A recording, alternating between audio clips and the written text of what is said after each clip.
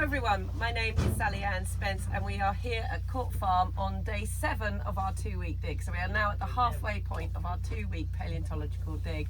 And with me is a paleontologist. This is Mihai. Hi Mihai. Hello everyone. Now Mihai, we've uncovered some of these amazing nodules. They're all pretty much level. It's a bit like a bit of a nodule pavement in many ways. Does that mean that potentially any fossils in these would be fossilized at the same stage or at the same time because of the level of them? So it depends. Whether you're talking geological time, then yes, they would have been at the same time, so in the Toarcian age.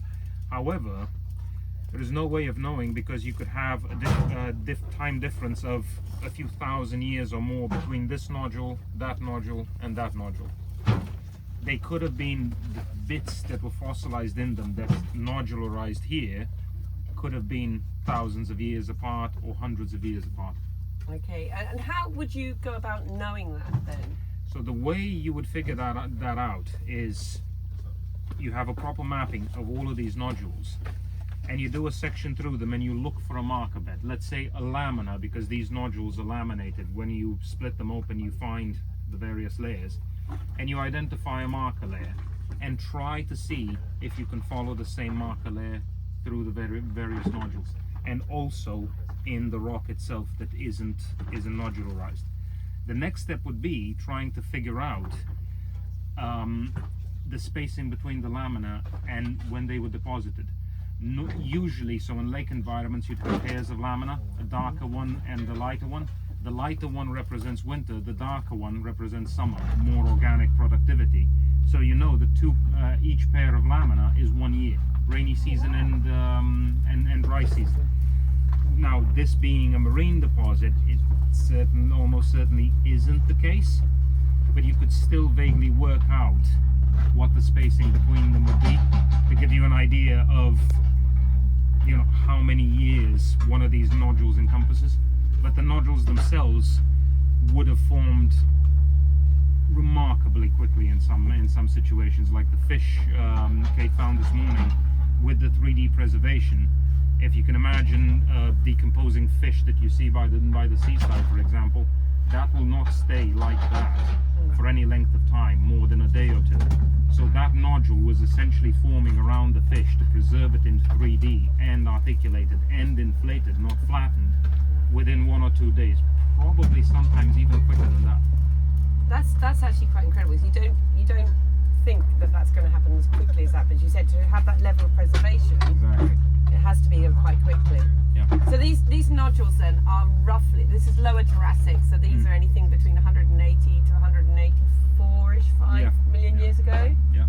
Bottom of a marine environment, sea, ocean. We got any idea yet? We don't know. It would probably be a very shallow sea, I would imagine. And as you can see, you've got one nodular horizon here. Some of them are a bit lower, they're interlaced lumps and bumps in the seafloor. But the very fact that you have this nodularization indicates an anoxic environment. Also the fact that through this mud we're not seeing what's called biotubation.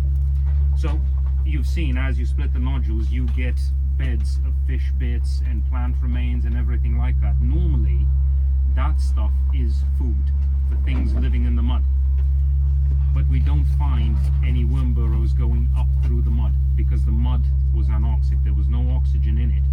Okay. Which means the bottom of the seafloor itself was anoxic, so nothing lived here. When something dropped out of the water column, some dead fish or plesiosaur or whatever landed on the bottom, there was nothing to eat it. Because there was, apart from bacteria, anaerobic bacteria, there was nothing else feeding upon them. That's why we have this kind of fossilization and we have complete specimens. It's not the fact that the deposition was quick, as you would expect in most environments. It's the fact that this was a stagnant ocean bottom. Same situation in the Black Sea today, where you have wreckage from Roman ships and Greek ships that are perfectly preserved, their masts still upright. Because of the hydrogen sulfide that's down there, there is nothing living that would consume the wood or consume the organic material or anything like that. Well, that's really interesting because I mean, underneath these sponges here, we have talked about it in another video, but there is actually a great big piece of tree that's floated in and then sunk down. Waterlogged, sunk down to the bottom and preserved them here. Because that piece of wood has sunk down to the bottom, is there any chance that it's had marine things living on it, and that could potentially be underneath it? Yeah, that is very likely, because if you think of a log, the stuff's going to grow underneath it, so the center of gravity is going to be pointing down. As it gets waterlogged and sinks, the bit with the animals is the thing that's going to hit the mud first.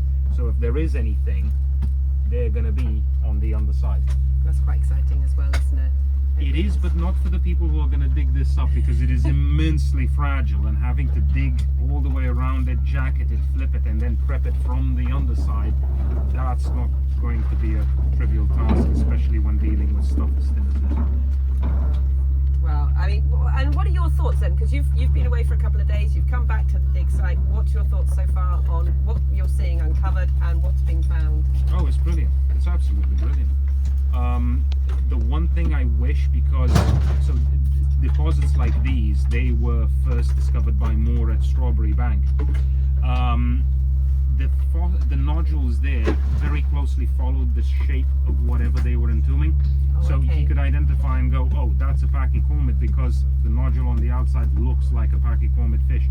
With these ones, it's different, and from what I've seen of the original nodules in these ones, these are probably closer to shore, because the grain size is slightly bigger. They're not as fine as the other ones, as the ones from Strawberry Bank, and you can't tell what you have inside of them until you split them open. Granted, even a large nodule like this could have started from a nodularization center that was just basically one little tiny bit of wood somewhere in the middle and grew to this size. So at the same time, we could just have a complete fish somewhere in here. I'd be surprised if we didn't. Do we know do we know and understand how these nodules are actually formed then, in that case, around, because then, as you say, you can be something quite big. The fish head that Kate found this morning pretty much takes up that whole nodule. Yeah. Whereas you're saying, and I've seen this when we've cracked open one, there's just one tiny little thing in there. So we know a lot about how nodules form, but there's probably just as much that we don't know.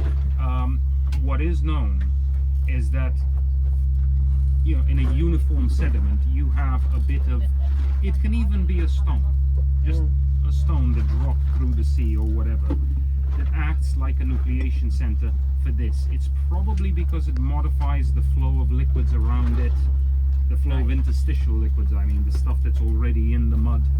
Or it could very well be, when you have something organic like a fish, that it's the various oozing bits from a decomposing corpse that solidify and gel together the sediment enough for anaerobic bacteria to create sort of an algal mat around it and stabilize the sediment for long enough that compaction occurs there first and it gets solidified, so when the rest of the sediment pile builds up, that bit is a bit stronger and doesn't compress as much.